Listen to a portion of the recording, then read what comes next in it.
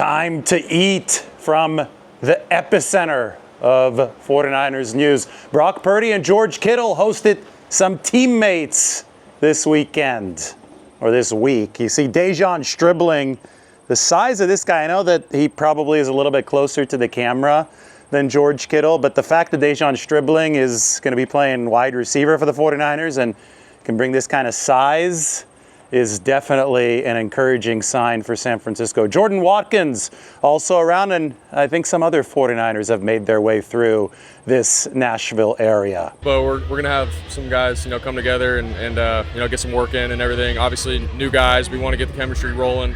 Thought we did a good job with that at OTAs, but we're going to answer your question, we're going in. Brock Purdy, George Kittle, based here, inviting teammates through to prepare for training camp, which is coming up in just a couple of weeks. Also yesterday, the 49ers, George Kittle especially, celebrated Trent Taylor's retirement. Quick trivia, Trent Taylor was actually the 49ers' first fifth-round pick of the 2017 draft. We all know that George Kittle, famous for going in that fifth round of the first Kyle Shanahan, John Lynch draft in 2017. They had two fifth-round picks that year due to some trading activity, and Trent Taylor actually went before George Kittle. And, Trent dealt with some injuries, including a back issue that really slowed down his career. But he was very, very promising early on for the 49ers. Had over 40 catches, over 500 yards as a rookie in 2017. Still remember the Trent Taylor MJ flu game. It was a win against the Chicago Bears. That was Jimmy Garoppolo's first start as a San Francisco 49er, where Jimmy hit Trent Taylor to set up the game-winning Robbie Gould field goal. Trent was a weapon early on, and it looked like he could be a high-volume, reliable slot catch guy for the 49ers, but then the injuries really started piling up and catching up to him, especially that big back issue. But I won't forget the performance that he put in against the Chicago Bears in that first game of December in 2017. Ended up going and playing for the Bears, the Bengals and the Bears, then returned to the 49ers for the past two seasons. Didn't play in 2025, was on injured reserve. And now at age 32, we talk a lot about quality time. That was the bond between George Kittle and Trent Taylor. Now at age 32, Trent Taylor has indeed retired. Today, we get to see Norwegian George Kittle on the soccer pitch. I like the Americans. I think they are kind of hilarious as well, and they are funny. Erling Haaland, the 6'5" monster, one of the best strikers in the world. I was just watching a YouTube video of him scoring 9 goals in an under-20 World Cup game back in 2019. I don't think he's going to score 9 today, but it's going to be awesome against England, a country whom he could technically play for, because listen to this. Erling Haaland was born in Leeds in the UK, in England, because his dad played for Leeds. Leeds now owned by the 49ers. So Erling Haaland presumably grew up a Leeds fan. Doesn't play for them, but his dad did. And we get to watch a guy who seems to have taken social media by storm. 6'5", probably 210, 215, but if he was an American footballer, then I think that he could bulk up to 240, 245 like George Kittle. You've got to run like 7 miles a game to play soccer, so can't be carrying around quite as much muscle. The guy is an absolute unit. I mean, most soccer players are relatively small, right? Not Erling Haaland, who is built like a true tight end or an ex-wide receiver like Stribling, as we saw in that picture with George Kittle and Brock Purdy. Jordan Watkins also out here in the Nashville area. I wouldn't be surprised, again, if other big 49ers names made it out here based on what Brock Purdy told us at Tight End U. This is the time where you really start working back toward that on-field stuff if you're the 49ers. Now, obviously, a good chunk of the offseason, there is a gym focus, a conditioning focus, a nutrition focus. But at some point, you've got to head back toward that football field. You have to start working on football-specific activities again. The nuances of route running, the development of chemistry between quarterback and receiver. As Brock Purdy said, a big reason why he moved in close to George Kittle. And yeah, I mean, I think that was a huge reason why, we came out here. Obviously, George, but also the hub of guys that he's built up with training out at his barn on his field, and then specifically throwing to him like he's my tight end. So for us to have that chemistry all off season, rolling into camp, I thought last year going into the season like we were hitting it off really well. So we're just gonna continue to try to do that. A big reason why some of these players are coming through this Nashville area to work out with Purdy and Kittle. 49ers, just like any NFL team, very timing-based offense.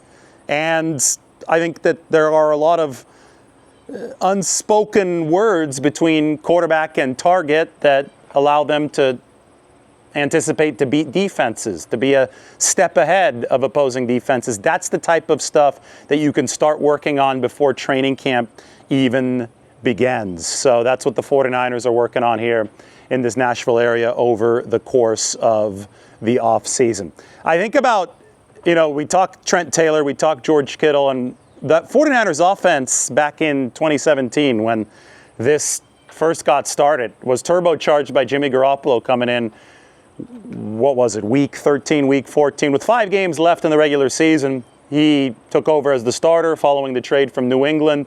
And all of a sudden, that 49ers offense clicked, even though they didn't have the greatest talent on the outside. They didn't have a big X receiver, for example. But they did have a solid slot, Trent Taylor, before those injuries.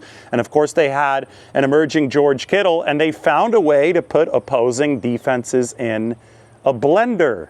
I remember the game against Jacksonville. That was the #1 defense in all of football that year. 49ers dropped 44 points on Jacksonville. And it was an early sign that this Kyle Shanahan offense could really use not only timing concepts, but also the threat of the run. And they didn't have a great run game in 2017, but the threat of running out of passing formations and passing out of running formations to compromise opposing defenses. Of course, the 49ers added talent over the years. They already had their Erling Haaland, Norwegian George Kittle, but they added talent over the years, especially to the outside. Emmanuel Sanders in 2019 was a great example of filling in the gaps at the wide receiver position. But of course, they drafted Ayuk in 2020. Unfortunately, that didn't work out for the 49ers. Deebo Samuel was with the team for several years. Now they've entered the new age of wide receivers with Mike Evans and obviously Dejan Stribling. Now they can take that offense up, I think, even to another level. So far, the high water mark,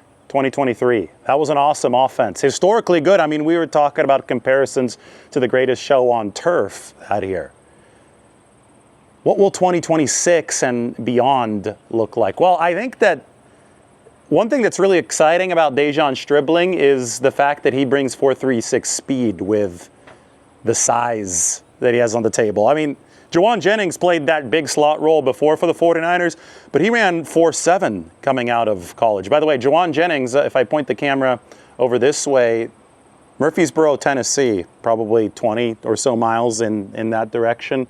That's where Juwan Jennings is from. He's going to be running his football camp, I believe, next weekend. Now a member of the Minnesota Vikings. But Juwan was not known for his speed. Now the 49ers are going to have a big slot in Dejan Stribling who can really run. So I think that the separation and the deep ball capability of this offense probably greater than before. And Brock Purdy has been the most accurate deep passer in the entire NFL ever since he joined the league in 2022, especially in that 2023 season.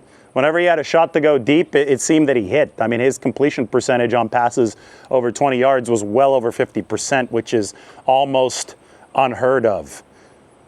Don't forget Christian Kirk either. I think Larry Fitzgerald was talking the other day, and Fitzgerald said that Mike Evans is the most underappreciated receiver of his generation. Obviously, the 49ers have him now, and he's a deep threat, and he's a big target, and he should fit that X spot, and he should generate a lot of room for the 49ers. But Christian Kirk, with his speed, is now on this team as well to, I think, really diversify the room. If you're talking about Stribling as a number 3 and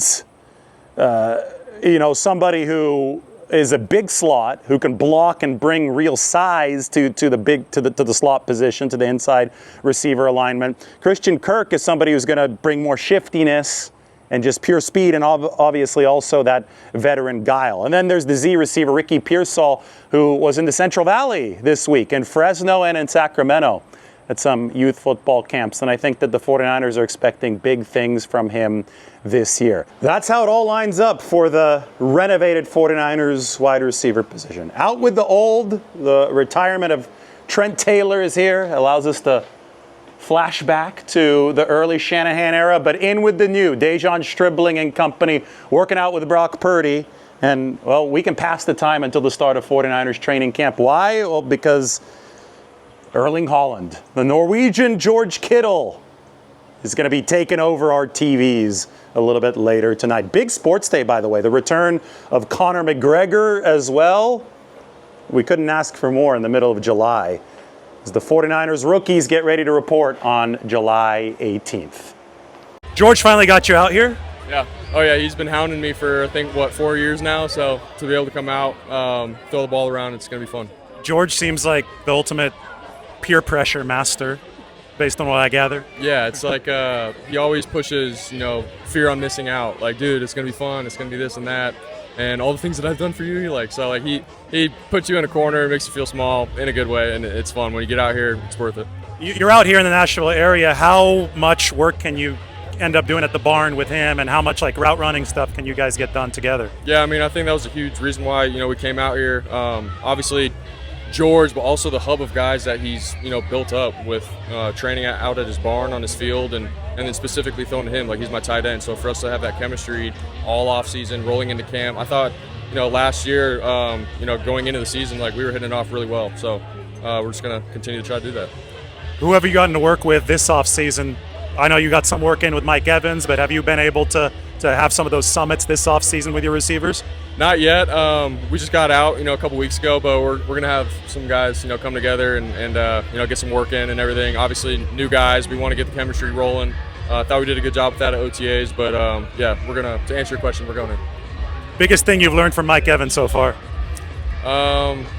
Extremely smart, and I feel like overthrowing him isn't really a thing. We saw so many catches in OTAs where he just got up with his length and the radius that he has. He's unique. He's a Hall of Famer. And so, yeah. Margot's got one. Favorite part about being a girl dad? Favorite part about being a girl dad? I don't know. There's so many good things. She's growing so fast, but just holding her and making her laugh, and then when she pushes off and looks at me and smiles, I'm serious. There's nothing better. So.